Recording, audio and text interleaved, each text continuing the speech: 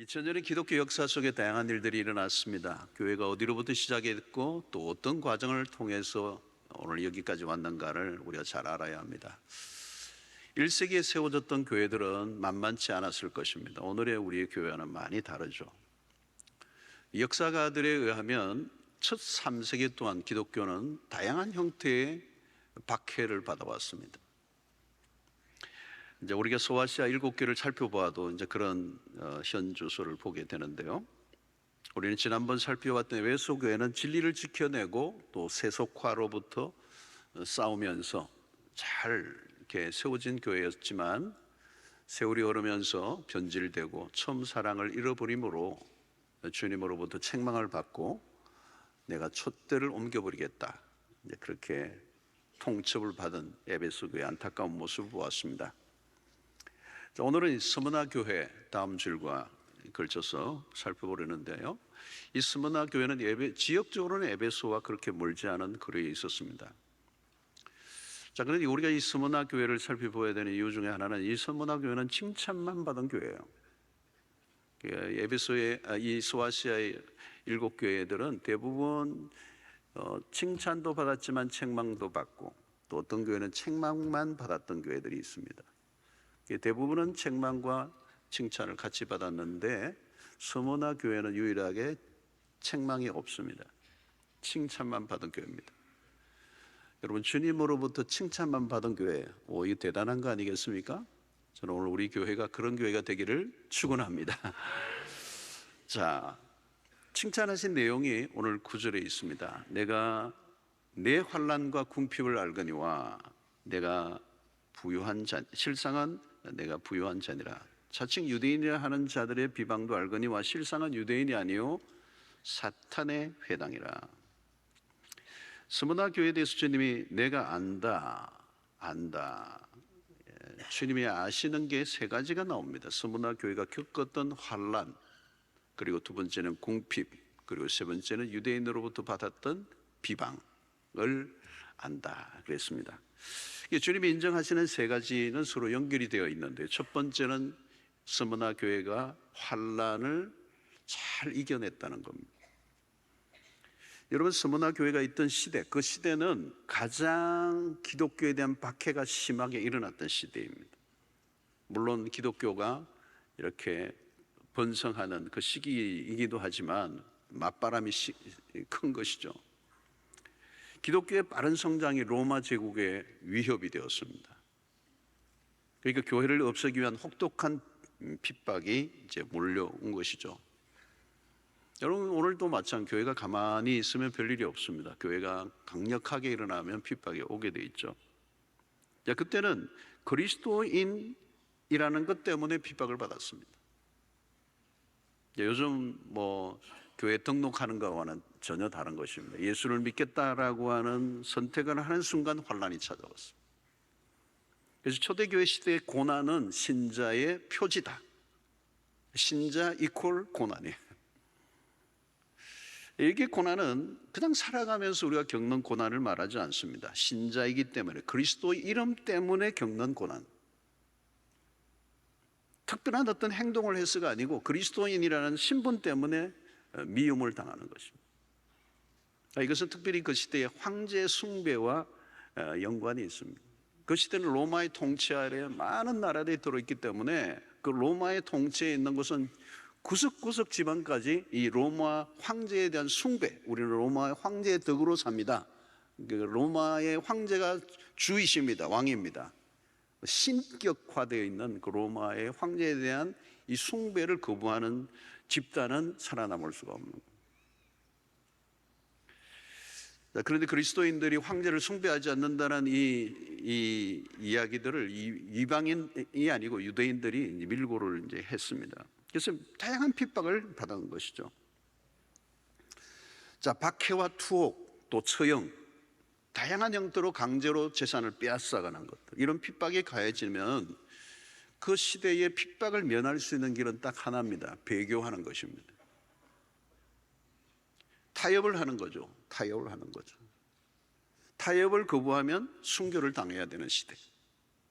그래서 히브리서 11장 믿음의 장을 보면 핍박들이 언급되어 있습니다. 36절 38절을 보면 또 어떤 이들은 조롱과 책질뿐 아니라 결박과 옥에 갇히는 시련도 받았으며 돌로 치는 것과 톱으로 켜는 것과 시험과 칼로 죽임을 당하고 양과 염소의 가죽을 입고 유리하여 궁핍과 환난과 학대를 받았으니 이런 사람은 세상에 감당하지 못하느니라. 그들이 광야와 산과 동굴과 토굴에 유리하였느니라.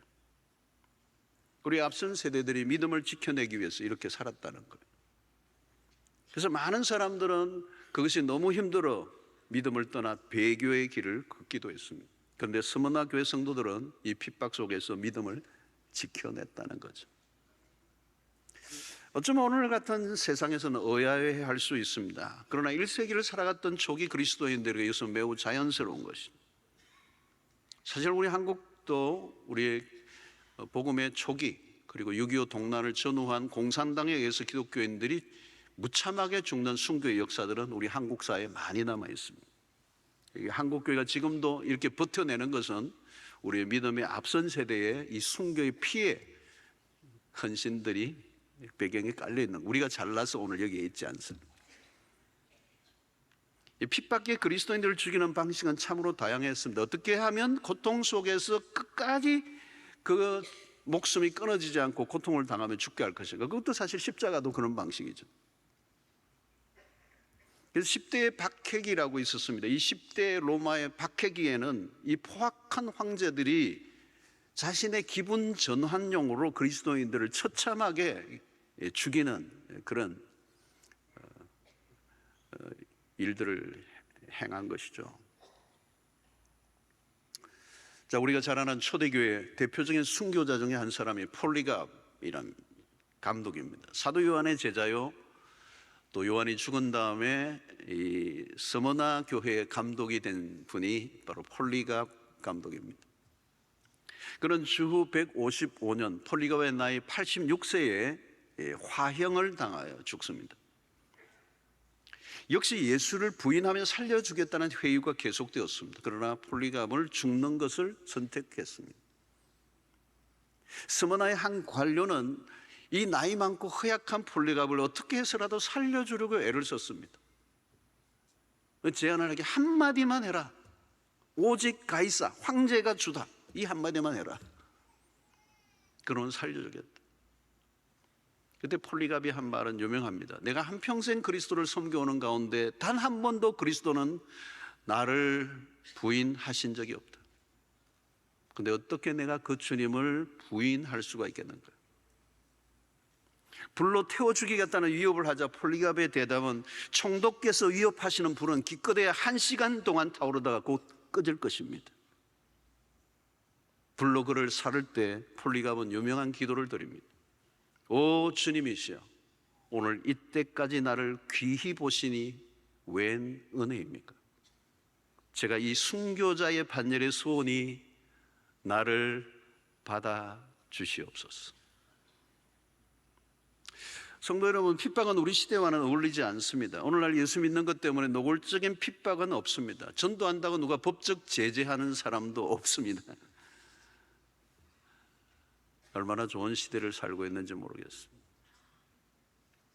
그러나 지금도 그리스도인들이 핍박을 받는 국가들은 많이 있습니다. 박해 지역이 아직도 여전히 많습니다. 마태복음 10장 22절에 또 너희가 내 이름으로 말미암아 모든 사람에게 미움을 받을 것이나 끝까지 견디는 자는 구원을 얻으리라. 예수님은 이미 2000년 전에 내 이름 때문에 미움을 받을 일이 있을 거다. 앞으로 더 심화될 가능성이 있겠죠. 예수를 믿는다는 것 때문에 조롱을 받거나 혐오의 대상이 될 수가 있어요. 은근히 무시하고 왕따시키기도 합니다. 오늘날에도 진정한 그리스도인으로 살려고 하면 고난이 올 수 있습니다. 대충 때우며 살면 고난이 없죠. 그러나 우리가 제대로 예수를 믿기로 한다면 고난은 오늘 또 있습니다. 그러나 여러분, 예수를 믿는 것 때문에 고난을 받는 일이 있다면 그건 억울한 일이 아니에요. 그건 기쁜 일이요. 주님의 고난에 동참하는 건 영광인 것. 그래서 로마서 8장 17절로 18절에 자녀이면 또한 상속자 곧 하나님의 상속자요 그리스도와 함께 한 상속자니 우리가 그와 함께 영광을 받기 위하여 고난도 함께 받아야 할 것이니라. 생각하건대 현재의 고난은 장차 우리에게 나타날 영광과 비교할 수 없도다. 여러분 지금 그리스도 때문에 고난을 받고 있다면 그건 영광이고, 그리고 내가 지금 제대로 신앙생활을 하고 있다는 증거입니다. 자, 둘째는 주님이 스무나 교회 성도들이 궁핍을 이겨낸 것을 안다고 말씀하십니다. 여러분 스무나 도시는 부유한 도시였습니다. 특별히 유대인들이 상권을 쥐고 있고, 이 스무나는 아시아의 보물이라고 할 정도로 아름다운 도시고 부유한 도시였습니다. 자, 여러분 그 반면에 성도들은 물질적으로 가난했습니다. 이 가난의 이유는 뭐냐? 환난과 궁핍은 서로 연결되어 있는 거죠. 핍박을 받고 전전긍긍하는데 무슨 물질적 어려움이 없겠습니까? 스무나는 다른 지역보다 유대인들에 의한 핍박을 많이 받았던 곳인데 상권을 쥐고 있는 유대인들, 경제적인 부분에 그리스도인들을 압박하기 시작합니다. 신자들에 대한 미움을 경제적 보복으로 가해왔습니다. 생존의 목을 쥐고 흔들며 핍박을 했습니다. 너희들이 이래도 믿을래? 먹고 사는 문제가 철저히 차단을 당했습니다. 당연히 그리스도인들은 어쩔 수 없이 사회의 하류층으로, 하층민으로 전락했습니다. 예수를 믿는다는 것 때문에 취직이 안 되고 어디를 가나 미움을 받는다고 생각해 보십시오. 한두 사람이 어렵게 하는 것이 아니라 구조적으로 괴로움을 당했다는 것은 스무나 교인들이 얼마나 어려움에 처해 있는가를 보여주는 것이죠. 신앙을 지켜내기 위하여 늘 이주하며 살았습니다. 핍박이 닥치면 다른 곳으로 피신을 해야 되었습니다. 당연히 물질적으로 풍요로울 수 없는 환경. 그래서 신앙을 붙들고 살아갈 때 가난은 피할 수 없는 일이었습니다. 성도 여러분, 생존의 문제는 작은 문제가 아니죠. 가장 현실적인 문제입니다. 아이들이 배가 고파 울면 이건 미치는 거잖아요. 그러니까 신앙을 선택한다는 것은 그 시대의 추상적인 일이 아니라 한번 가볼까라고 하는 정도의 수준으로 교회를 다닐 수 있는 시대가 아니에요. 가장 현실적인 문제가 닥치는 거예요. 생사가 달린 문제. 그래서 그리스도를 따르겠다는 결정을 하는 순간 가난한 삶을 살기로 선택해야 되는 거예요. 그래서 그리스도인들은 어쩔 수 없이 대부분 다 가난한 사람들이었다는 거예요. 이게 스무나 교회예요. 그래서 여러분 스무나 교회에 대한, 그런데 주님의 칭찬을 들어봐. 너희들이 궁핍 속에 살았지만 실상은 부유한 자들이다. 우리말로는 여기 그러나 이 밭 접속사가 빠져 있는데 헬라어로 보면 이 접속사가 붙어 있어요. 내가 너희들의 환난과 궁핍을 안다.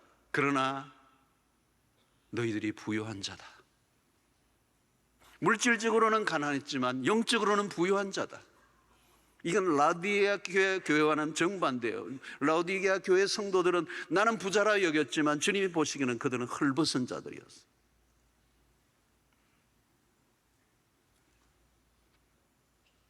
여러분, 가난하면 불편하죠. 그러나 불행한 것은 아닙니다. 우리는 세상이 이 세속주의적인 세상을 살아가면서 우리도 모르게 오염되어서 부가 행복이고 가난은 불행이라는 등식을 누군가로부터 전염이 되어서 그 생각을 갖고 있는 분들이 많아요. 그건 세상의 가치관이죠.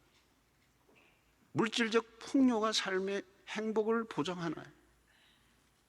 물질적 가난이 불행하다고 누가 얘기를 한 거예요? 신앙을 위해 물질적 가난을 선택했던 그들의 삶을 주님이 모르실 리가 없습니다. 주님은 다 아셔요. 내가 너희들의 고통을 안다. 물질적 궁핍으로 인한 현실적 어려움을 안다. 그러나 너희들이 물질적으로만 가난했지 불행한 것은 아니다. 너희들은 부요한 자들이다. 스무나 교회 성도들은 물질적 가난을 불행으로 여기지 않았습니다. 여러분, 우리가 영적인 힘을 기르지 않으면 물질적 힘을 이길 수가 없습니다. 이 자본주의 세상을 사는 우리가 물질 문제를 극복하지 못하면 신앙은 불가능합니다. 세상은 돈으로 도배되어 있습니다. 돈의 힘을 무시할 수 없습니다. 만만하게 볼 수 없습니다. 누구도 함부로 얘기할 수 없습니다. 그러니까 시시한 신앙으로는 돈의 논리를 결코 이겨낼 수 없습니다. 사람들은 언제든지 교회를 다니지만 돈을 숭배할 준비가 되어 있습니다. 그러니까 우리의 피상적인 신앙으로는 돈의 힘을 이겨낼 수가 없습니다. 겉으로는 신앙인데 안으로 들어가면 신앙이 아닙니다.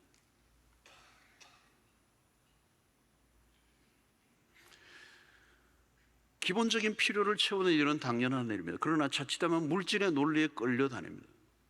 그러니까 우리는 언제나 물어야 합니다. 영적인 것에 민감한가, 물질적인 부분에 더 민감한가. 돈이 부족해서 안타까운가, 아니면 믿음이 부족해서 안타까운가. 여러분, 영적으로 부유하면 물질적으로 좀 부족해도 마음이 넉넉하죠. 그런데 영적으로 헐벗으면 돈을 아무리 가지고 있어도 마음이 거지 같아요. 거지 같은 마음이 뭡니까? 늘 부족해요. 아무리 가지고 있는데도 부족해요. 목이 말라. 안 채워져. 더 가지지 못해 안달이 나 있어. 그게 거지죠, 거지. 그러나 여러분, 영적인 부유함의 상태가 되면 결핍 정세가 사라져요. 내가 가난하다고 느끼는 게 문제잖아요. 내가 가난하게 느끼면 나 가난한 겁니다. 그런데 가난과 부의 기준이 뭐냐는 거죠. 그 대개는 비교 문화에서 만들어. 아무리 많이 가져도 더 부자를 만나면 기가 죽는 이유는 이 비교 문화. 한국에 가장 심한 게 이 비교 문화 아닙니까? 나보다 더 많이 가진 사람은 언제든지 나오잖아요. 비교해서 불행해지는 이유는 뭘까요? 자존감의 문제. 자존감이 낮으면 늘 비교하고 비교를 당하는 거예요. 그냥 현재의 나로서 충분하다는 고백이 안 되기 때문에. 근데 여러분, 나로서 충분합니다라고 하는 이 만족감은 아무나 할 수 있는 게 아니죠, 여러분. 바울 사도가 빌립보서에 보면 나는 어떤 형편에 처하든지 자족하기를 배웠다 그랬죠. 빌립보 감옥에 있는 사람이 빌립보 교회를 향해서 나는 어떤 형편에 처하든지, 궁핍하든지 부유하든지 그게 내 삶을 주장하지 않는다. 나는 그냥 나로서 지금 충분하고 나는 지금 배부르다는 거예요. 나는 모든 걸 가졌다고 빌립보서에 그렇게 고백해요. 바울 사도는 여러분, 허공에 이상한 얘기를 하고 있는 게 아니에요. 매우 현실에 닿아서 그 현실에서 물질의 문제를 이겨낸 믿음의 사람으로 고백하고 있는 거죠. 여러분, 그것을 가장 멋지게 표현한 것 중에 하나가 고린도후서 6장 10절의 말씀입니다. 근심하는 자 같으나, 너희들이 보면 내가 근심하는 자 같아 보이지만 나는 너무 기뻐. 항상 기뻐. 가난한 자 같아 보이지만 나는 많은 사람을 부유하게 하고 아무것도 없는 자 같으나 모든 것을 가진 자로다. 이 구절을 외우고 싶지 않으세요, 여러분?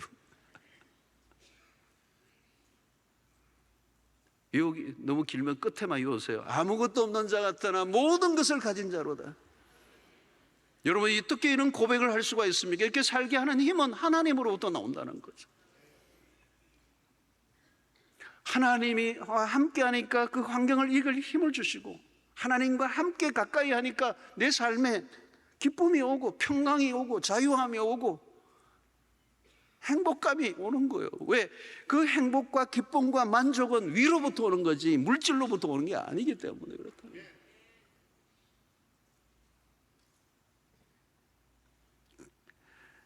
여러분, 믿음으로 살려고 하다가 가난하게 되었다면 그 가난은 진짜 자랑이요, 영광이에요.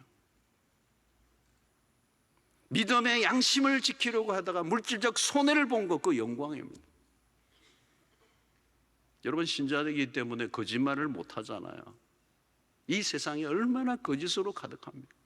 겉모술수를 쓰고 거짓을 하고 가면 이슬로 하고 혀에 발린 그냥 거짓말을 쏟아내어서 내가 얻어야 될 권리를 빼앗아갈 때 그냥 화가 날 수도 있어요. 우리가 진실에 대한 보상을 받기보다 불이익을 당할 때가 더 많습니다. 때로는 승진에서도 누락될 수도 있습니다. 돈을 악착같이 모으겠다고 생각하면 신앙은 약간 접어야 합니다. 우리는 물질적 세상에서, 무주의적 세상에 매 순간 유혹이 찾아오는, 아차하는 순간 하나님은 안 보이고 돈이 보이는 거잖아요. 그래서 여러분, 영어 단어를 보면 이 God과 골드는 자세히 한번 보면 헷갈려요.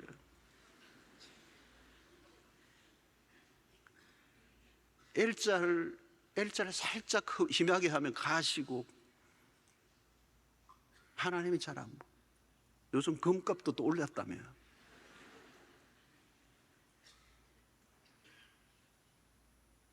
여러분, 마귀는 예수님에게 계속해서 유혹합니다. 이 돌이 떡이 되게 하라는 거예요. 그 말은 뭔지 아세요?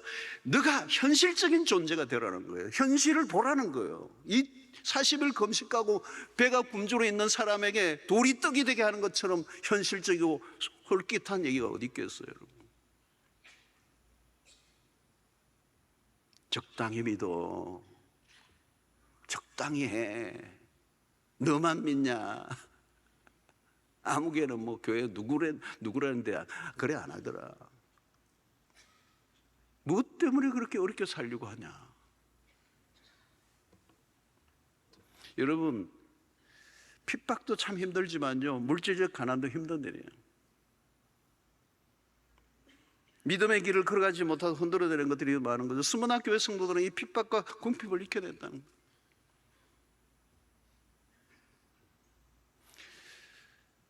1세기 그리스도인들, 그 가난을 통하여 믿음을 증명해냈습니다. 그런데 이 스무나 교회 성도들은 그리스도가 걸으신 길을 따랐던 것이죠.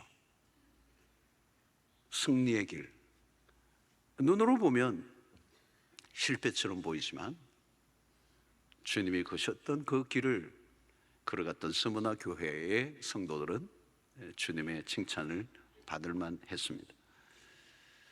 셋째, 스무나 교회 성도들은 유대인들의 비방을 이겨냈다는 것. 셋째요, 잔치인 유대인이라고 하나 실상한 유대인이 아니요 사탄의 회당이라. 유대인은 누굽니까? 그 시대에 하나님을 잘 섬긴다고 하는 사람들. 근데 정작 그들이 하는 일은 비방하는 일. 이들은 로마 당국에 각종 정보를 제공함으로 그리스도인들을 공경에 처하게 만들어 악의적 소문을 퍼뜨리고 고발하는 일에 열심이었던 사람들. 그리고 그 원인을 그슬로 올라가면 기독교에 대한 질시였습니다. 그들이 예수를 믿는 사람들을 핍박하는 일에 앞장을 섰습니다. 여러분, 하나님을 모르는 사람들보다 더한 사람들이 유대인이었어요. 그들의 신분은 누가 뭐래도 유대인이에요. 그런데 그들은 사탄에 해당이라는 거예요. 겉은 유대인, 속은 사탄들. 여러분, 마귀가 뭐죠? 밤낮 참소하는 자들이에요. 고발하고 비방하는 일을 잘하는 사람들. 마귀의 다른 이름은 중상모략입니다. 이들은 그리스도인들을 각종 명목으로 고소 고발하는데 앞장을 섰습니다. 가이사가 주님이시다라는 고백을 하지 않는 이 자들을 죽여야 된다는 거예요. 그래서 늘 그리스도인들의 동향을 살피고 모략을 꾸며대고 그냥 뒷담화를 하고 공경에 빠지게 한 거예요. 군중들을 충동하고 그리스도를 위기에 몰아넣었다는 거예요. 참 악마와 인간의 사이는 경계선이 그렇게 멀지 않아요. 한순간 악마가 된 거죠, 유대인들이. 주님은 스무나 교회 성도들이 겪고 있는 핍박을 잘 알고 계셨습니다. 이 핍박을 받을 때 찾아오는 이 외로움, 고립감, 아무도 모르는 가운데 나만 이렇게 힘든 시간을 보내고 있다는 생각이 들면 마음이 무너집니다. 그런데 주님이 다시 찾아오셨어요. 그들에게 말씀합니다. 내가 너희들이 겪고 있는 그 고통을 내가 알고 있다. 사실 스무나 교회 성도들이 겪는 아픔들은 모두 주님이 직접 겪으신 것들입니다. 주님은 그냥 안다고 하신 것이 아닙니다. 충분히 안다. 너희들 힘들지? 내가 너희들의 고통을 안다. 그들의 고통에 깊이 동참해 주신. 그래서 스무나 교회에 보낸 이 편지는 고난받고 있는 성도들에게는 말로 다 할 수 없는 위로와 용기를 주는 편지였습니다. 사랑하는 성도들, 우리가 믿음을 지키기 위해서 때로는 궁핍을 당하고, 때로는 핍박을 당하고, 때로는 남 모르는 비난을 당할 때가 있지만, 그것은 우리 홀로 겪고 끝나버리는 고난이 아니고 우리 주님이 알고 계시는 고난이에요. 또 우리를 위로하시고 우리를 승리하게 하시는 주님이 있음을 믿습니다. 자, 스무나 교회 성도들이 겪는 핍박을 통해 얻는 유익이 뭘까요? 이 핍박이 우리의 신앙을 순금같이 빚어내시는 거예요. 욥기 23장 10절에 그러나 내가 가는 길을 그가 아시나니 그가 나를 단련하신 후에는 내가 순금같이 나오리라 그랬어요.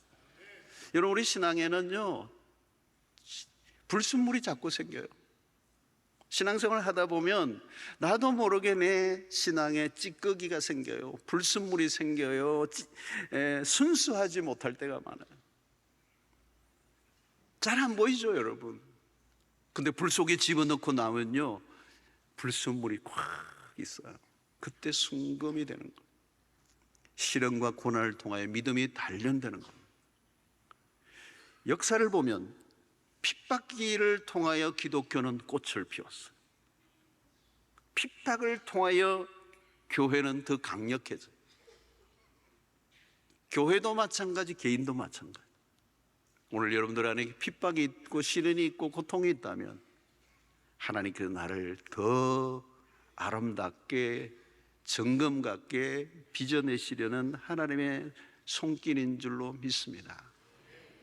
여러분, 이 핍박을 통하여 진짜와 가짜가 구별됩니다. 핍박기에는 가짜가 생길 수가 없어요. 예수를 믿고자 하는 선택을 하는 그 자체가 어려운 시대, 믿는다고 선택하는 순간 실제적인 삶의 타격이 올 때, 한 사람이 예수를 믿겠다고 선택하는 순간 가족과 가문 전체가 매도를 당하는, 예수를 믿는 순간 속한 공동체를 떠나야 하고 가정을 떠나고 직업을 포기했던 그 시대, 그때 어떻게 가짜가 생겨요?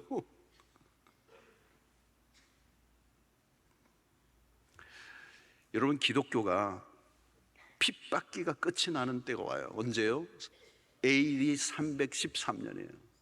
콘스탄티누스 대제가 기독교를 공식 종교로 공인하는 때가.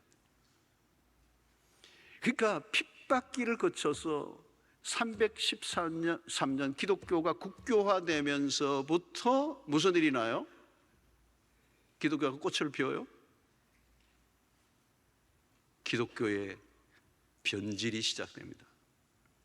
예수를 믿으면 특혜가 주어지는 순간 타락이 가속화됩니다. 예수를 믿으면 손해를 보는 세상이 아니라 이득이 되는 순간부터 신앙의 순수성에 문제가 생기기 시작하고, 그때부터 수많은 세속화로 인하여 뜨거운 시련기에는 찾아볼 수 없는 가짜들이 일어나기 시작하는 거예요.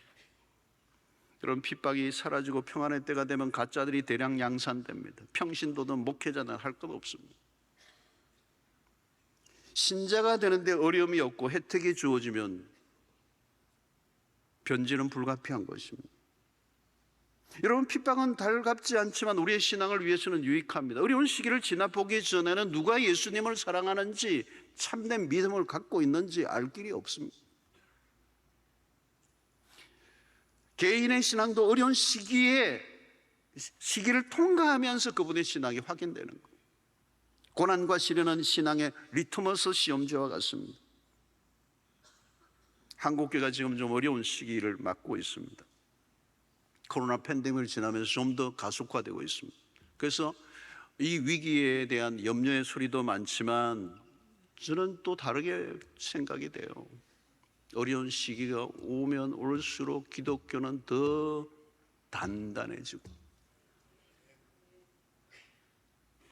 예수 믿는 것이 어려워지는 순간부터 진짜 우리의 믿음의 싸움이 시작되는 것입니다. 진짜 그리스도인을 찾아내는 거죠. 어려운 시기를 지나면 가짜는 사라지고 진짜만 남게 되는 거예요. 사람이 많은 게 무슨 그게 자랑이 될 수가 있겠습니까? 진짜여야 되잖아요. 옥석을 가려내는 순교의 피가 교회를 교회답게 만드는, 한국교회의 초대 역사는 순교의 피가 있어요. 이 땅에 복음이 쉽게 들어온 게 아닙니다. 많은 우리 신앙의 선조와 선교사들의 복음에 위한 피를 흘렸던 그 결과가 오늘 우리가 누리고 있는 거예요. 어려움을 통과하기 전에는 우리의 신앙을 알 수가 없어요. 지금은 지상의 교회 안에 알곡과 가라지, 양과 염소가 같이 섞여 있습니다. 이 진짜와 가짜를 가려내는 것이 바로 핍박인 것. 또 이 핍박을 통하여 우리를 늘 깨어있는 신앙이 되게 합니다. 신앙이 잠들기가 쉽습니다. 여러분, 아차하는 순간에 잠이 듭니다. 영적인 잠이 들면 마귀가 장난을 칩니다. 영적 전쟁에서 폐잔병으로 전략합니다. 평안한 날이 계속되면 신앙이 그냥 깊은 잠에 빠져서 나에게 무슨 일이 일어나는지 모르는 거예요. 여러분, 핍박기가 있으면요 신앙은 깨어 있습니다. 잠들면 죽는 거니까. 하라 말라 할 소리가 없습니다. 핍박이 몰아치면 모두가 그냥 기도에 무장하고 생명을 겁니다. 그런데 핍박기가 사라져버리고 번영과 평안이 넘쳐 흐르면 기도를 하지도 않고 기도의 자리에서도 졸고 있는 거예요. 그러면 어떻게 되죠? 시험에 드는 것입니다. 마태복음 26장 41절에 시험에 들지 않게 깨어 기도하라. 요 깨어의 줄을 그어야 돼요. 줄을 그어야 돼요. 양항색을 덮어야 돼요. 점을 찍어야 돼요. 동그라미를 쳐야 돼요. 깨어예요. 깨어. 왜 그렇습니까 여러분? 로마서 13장 11절 14절에 또한 너희가 이 시기를 알거니와 자다가 깰 때가 벌써 되었으니 이는 이제 우리의 구원이 처음 믿을 때보다 가까웠습니다. 밤이 깊고 낮이 가까웠으니 그러므로 우리가 어둠의 일을 벗고 빛의 갑옷을 입자 낮에와 같이 단정히 행하고 방탕하거나 술 취하지 말며 음란하거나 호색하지 말며 다투거나 시기하지 말고 오직 주 예수 그리스도로 옷 입고 정욕을 위하여 육신의 일을 도모하지 말라. 사랑하는 성도 여러분, 오늘 여기 보면 빛과 어둠을 잘 대조하고 있습니다. 지금은 밤이 깊었다는 거예요. 술에 취한 시대라는 거예요. 도덕적 타락이 가속화되고 있다는 거예요. 그래서 지금은 자다가 깰 때가 되었다. 죽는 줄 모르고 사는, 끌려다니는. 여러분, 영적으로 잠이 들면 내가 무슨 일을 하고 있는지, 내가 어디에 있는지 알 길이 없습니다. 그러면 기도의 자리에 앉아도 기도를 하지 않는 거예요, 여러분. 영적인 타성이 찾아오고 매너리즘이 찾아오고 그냥 형식적인 신앙이 되고 그러면 영적 타락은 그냥 코앞에 있는 거예요. 그래서 핍박이 왜 유익한가? 우리의 타락을 막아주는 거죠. 그래서 여러분, 신앙생활에 가장 좋은 건 뭐냐면 핍박이에요. 근데 핍박이 오라 이렇게 할 수는 없잖아요. 기독교 역사가 그걸 말해줍니다. 핍박기에는 기독교는 더 순수해지고 더 아름답게 씁니다. 그래서 지금도 이런 로마에 가면 카타콤이 있습니다. 카타콤 지하에 끝도 없는 미로로 들어가서 그들은 믿음을 지키기 위해서 그냥 토굴 속으로 들어가고 그냥 땅속을 파고 들어갑니다. 근데 여러분, 기독교 역사가들에 의하면 지하 카타콤에서 신앙을 지켜낼 때 그야말로 그때가 기독교의 전성기라는 거예요. 주후 300년 동안 로마의 핍박기에 로마 전체 인구 6천만에서 8분의 1인 750만 명이 기독교인이 언제? 카타콤 시대에 됐다는 거예요. 믿어지세요? 근데 기독교가 국교가 되자 박해가 사라져버렸어요. 박해가 사라진 정도가 아니고 기독교인들에게 혜택이 주어지기 시작하면서 교회는 타락하기 시작해요. 안일한 신앙생활을 하는, 습관적인 신앙생활을 하는, 미원적인 신앙생활을 하는, 영적으로는 죽어있는 껍데기 신자, 껍데기만 신자, 명목상의 그리스도인,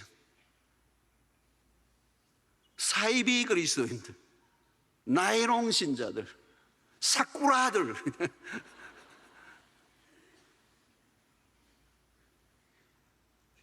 평안이 계속되면 교회는 변질되는 정도가 아니고 죽어버린다는 거예요. 여러분, 오늘 영적으로 잠들지 않으려고 하면 어떻게 해야 돼요? 이 영적 각성의 상태를 유지하는 거, 깊은 기도 생활을 하고 있어요. 형식적인 게 아니에요. 회개 생활이 진짜 회개 생활이거든요. 여러분, 지금 내가 진짜 회개 생활을 하고 있는가 아닌가를 보시면, 그런 회개 생활을 안 하면 죄에 대해서 무뎌져 있는 거고 둔감해져 있는 거고 영적으로 죽어 있는 거예요. 주변의 환경을 보세요. 오늘 먹고 마시고 쾌락에 탐닉하는 이 문화, 영적 대기 오염이 심각한 상황.